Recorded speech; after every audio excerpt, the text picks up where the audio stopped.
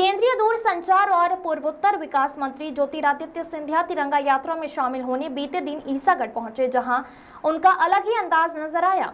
कालीटोर गांव में उन्होंने आदिवासियों के साथ पारंपरिक नृत्य किया और देशभक्ति के नारों के साथ तिरंगा यात्रा में भाग लिया। मंच से संबोधन के दौरान सिंधिया ने भारतीय सेना के शौर्य को सलाम किया और पड़ोसी देश को आतंकवादी की फैक्ट्री करार दिया। करीब 4.25 करोड़ के विकास कार्यों का शिलान्यास करने के बाद सिंधिया पोस्ट ऑफिस पहुंचे, जहां गंदगी देख उन्होंने खुद झाड़ू लगाई और सफाई का संदेश दिया। तिरंगा यात्रा के लिए नगर को तिरंगे और फूलों से सजाया गया था। नगर वासियों ने जगह जगह स्वागत किया।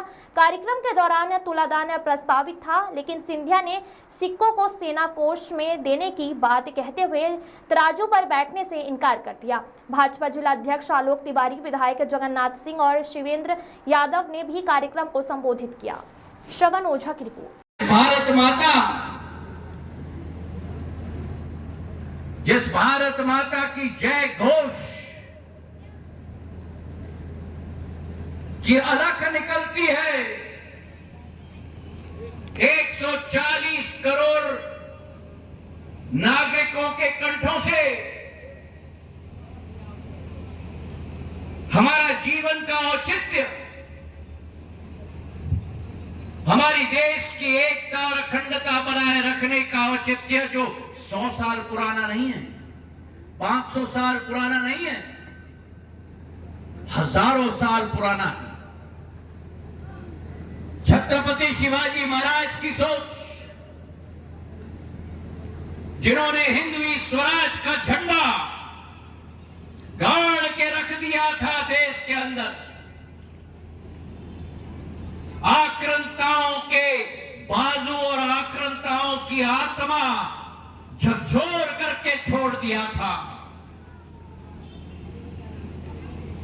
आज प्रधानमंत्री नरेंद्र मोदी जी के नेतृत्व में आपकी और मेरी भारत की सेना ने ऐसे ही वीरता का प्रमाण लगाकर ऐसे दुश्मनों का आत्मा को झकझोर करके छोड़ दिया है। मेरे भाइयों,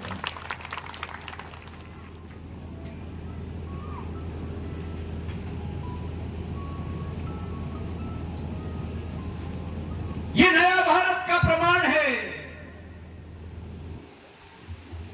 ये वो भारत है जो पिछले 10 वर्षों में अपनी मेहनत के आधार पर एक एक नागरिक, एक एक मेरी बहना की मशक्कत, परिश्रम के आधार पर आज वो भारत पिछड़ा हुआ देश विश्व में नहीं है। आज वो भारत 11वीं आर्थिक शक्ति नहीं है।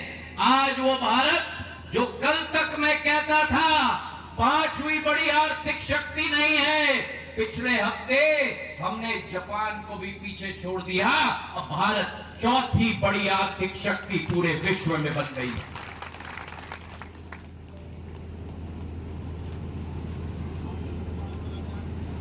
और इस भारत की सोच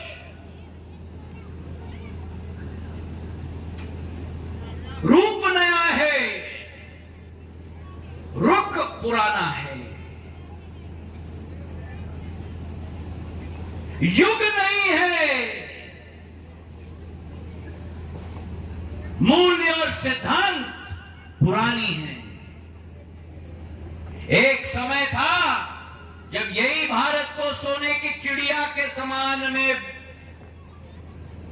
बातें की जाती थी और यही भारत विश्व का 25% घरेलू उत्पादन का दर का प्रमाण होता था। आज जब अमृतकाल का वर्ष निकल चुका और अमृतकाल से शताब्दी काल का सफर पर आप और हम निकल चुके, तो प्रधानमंत्री जी के शब्द, एक आत्मनिर्भर भारत बनाना होगा, एक विकसित भारत बनाना होगा और एक विश्व